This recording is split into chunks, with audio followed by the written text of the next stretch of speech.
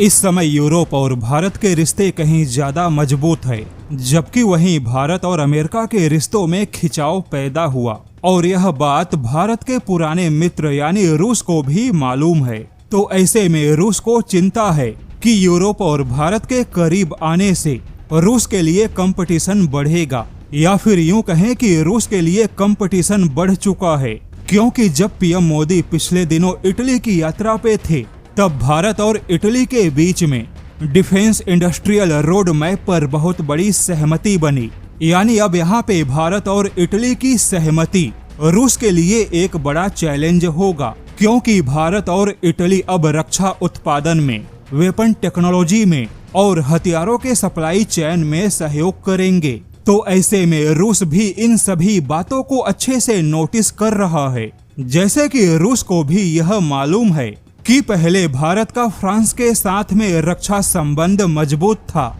लेकिन अब यूरोप के बाकी देश जैसे कि जर्मनी, स्पेन और इटली भी भारत के साथ में रक्षा सहयोग मजबूत बनाने लगे। अब यूरोप के इन ताकतवर देशों के भारत के करीब आने से निश्चित तौर पे रूस के लिए चुनौतियां बढ़ेंगी और यह बात रूस को भी अच्छे से मालूम है। तो अब ऐसे में रूस ने भारत को यूरोप जाने से रोकने का फैसला किया है और यकीन मानिए रूस ने भारत को यूरोप जाने से रोकने का जिस तरीके का अनोखा फैसला किया, उससे भारत को नुकसान नहीं बल्कि डबल फायदा होगा। ऐसे में यह पूरी खबर बहुत ही ज्यादा इंटरेस्टिंग है। मामला कुछ ऐसा है कि रूस ने बहुत बड़ा दावा किया कि भारत के पायलटों को सुखोई 57 कहीं ज्यादा पसंद है। रूस का दावा है कि भारत के पायलट कभी भी अमेरिकी लड़ाकू विमानों के पक्ष में नहीं थे और अब रूस का मानना है कि खुद अमेरिका ने अपने गलतियों की वजह से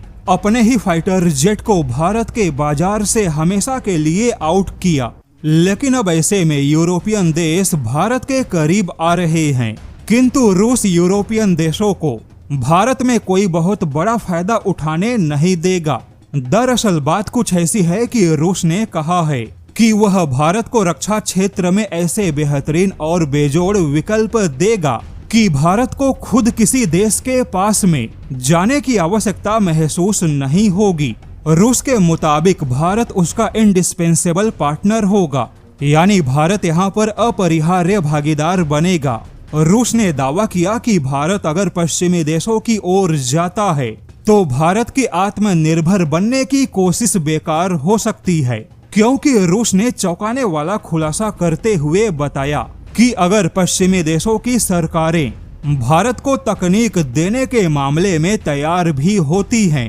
तो पश्चिमी देशों की जो बड़ी ताकतवर डिफेंस कंपनियां हैं वह सरकार पे दबाव बनाती हैं और ऐसे डिफेंस कंपनियों के दबाव बनाने की वजह से बातचीत और समझौते समय पर सही से नहीं हो पाते और कहीं ना कहीं भारत और फ्रांस के बीच में राफेल का मुद्दा भी ऐसे ही मामलों में अटका है, जहां सरकार तो तैयार होती है लेकिन कंपनियां दबाव बना रही हैं और इसी बीच अगर सरकारें बदल गई तो नीतियां बदल जाती हैं, किंतु रूस में ऐसा नहीं होता। यानी अगर व्लादिमीर पुतिन ने कोई समझौता फाइनल किया तो रूस की कोई भी डिफेंस कंपनी या कोई भी कितना भी ताकतवर व्यक्ति क्यों ना हो, वह दबाव बनाकर पुतिन के फैसले को प्रभावित नहीं कर सकता। ऐसे में रूस यह दावा कर रहा है कि वह अपने आकर्षक, मजबूत और बेजोड़ प्रस्ताव के दम पे भारत को यूरोपियन हथियारों के करीब जाने से रोकेगा।